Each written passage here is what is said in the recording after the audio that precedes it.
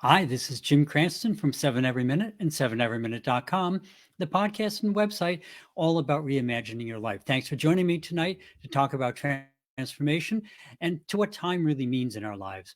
If you like what you hear tonight, please leave a like and tell your friends and send me a message. So, you know, actually, and I do apologize. I was late tonight. I was actually probably right on time. I was all excited, and then my computer had a particular issue, and so I ended up having to do a complete restart to get the camera to work. So I do apologize anyone who was waiting. I was here, just couldn't see me. So that's it. But so this week, we're not going to directly go into the re-envisionment process. We're going to talk about some things around it a little bit because I think it's kind of like, for at least I hope you find it for interesting and good reason.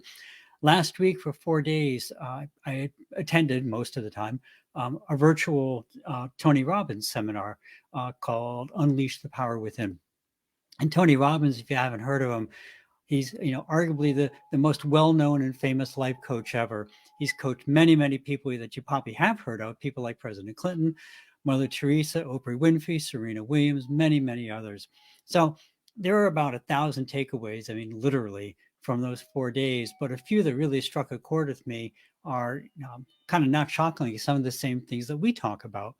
Be committed to yourself and your goals, play full in with your life. As in, if there's something you want to do, decide if it's a must. And if it is a must, make it a priority, then make it happen. Envision vividly what you want to attain, and through that, get full buy-in by your brain. Tony has a great saying that sums it all up. It says, where focus goes, energy flows, and where energy flows, whatever you're focusing on grows.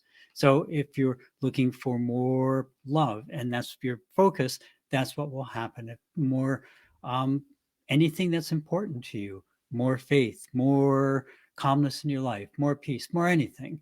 And so if you make it a priority and really work towards it, that is what then will become a priority in your life. And so you will do things, your brain will do things to make sure that you're able to attain your goals.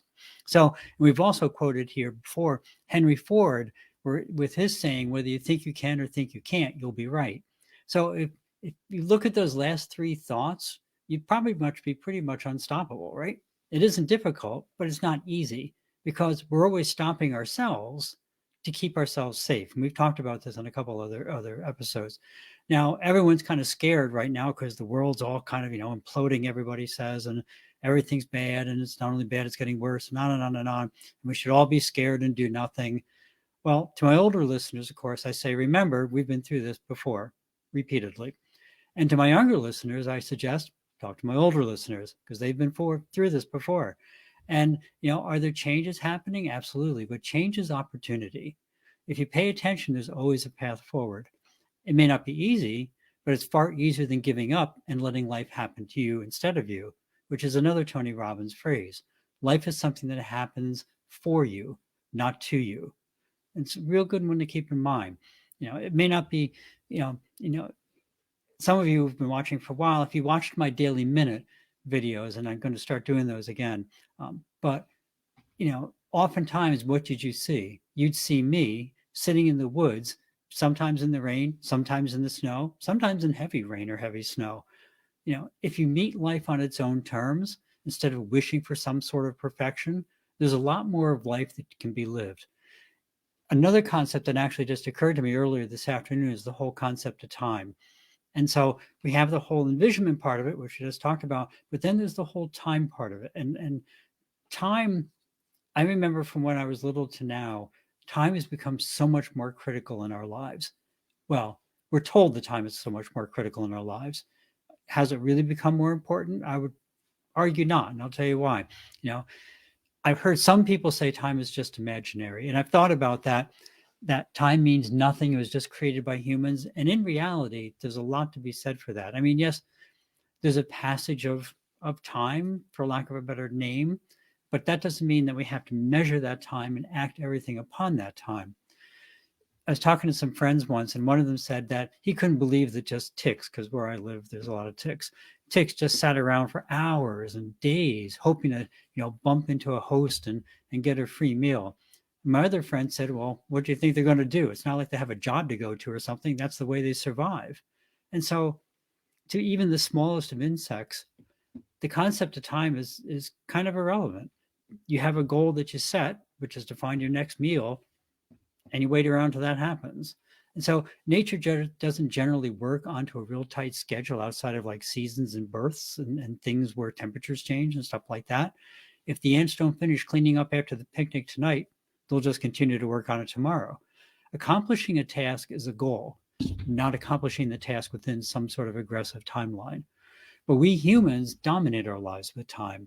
The time of day, the time until something's complete, time when someone's old enough to start doing something, time when they're old enough to stop doing something. And, it's rarely did we get it done, but rather did we get it done in time and on schedule. And then there are all the other time-based measurements. How old are you? How long have you been doing this? How old, are you too young to be doing that? Are you too old to be doing that?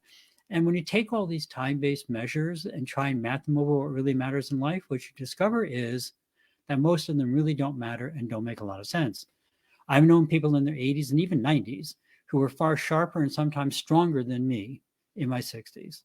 I've also known people in their 40s who weren't using their talents, skills, and physiology anywhere near as well as me. So time isn't the measure. It's the energy level in your life that determines kind of your life age, just to kind of make up a term, as it were. And if you want to make the most of your life, no matter what your chronological age, you can make your life age nearly stand still. It doesn't matter if you're young or old. So right now, you can stop using time as a reason why you can't, do any particular thing, because that's really something you convinced yourself is the truth. If you live with energy and focus and follow those 3 principles above, remember those were envision vividly what you want to attain, and through that get full buy-in by your brain. We've talked about that a lot. And then from Tony Robbins, where focus goes, energy flows. And where energy flows, whatever you're focusing on grows. And then from Henry Ford, whether you think you can or think you can't, you'll be right.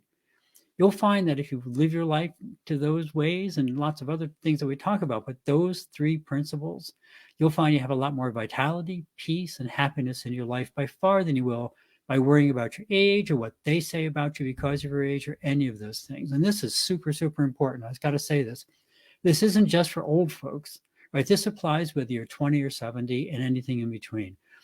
If you go around saying, well, I'm too old or too young to start planning for retirement, I'm too old or too young to start a business, I'm too young or too old to buy a house, I'm too young or too old to learn a language, to go on an overseas trip, start a new career, start a new skill, learn to play the piano, you can use that as an excuse for anything, and it's just not so. It's not true.